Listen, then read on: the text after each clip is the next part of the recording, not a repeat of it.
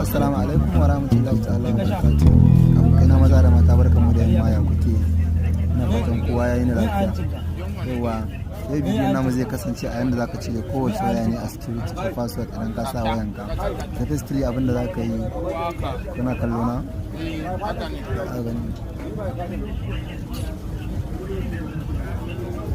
Kun gani ba daidai ake sawa ba. To kawai abin da ake so kai kawai nan sai ka zo ka shiga emergency ɗinka, duk inda emergency naka yake sai ka shiga haka.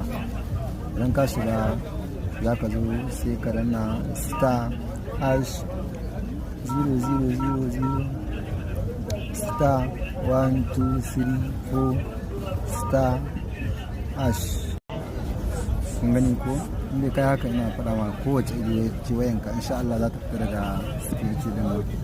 Ku gwada ku gani.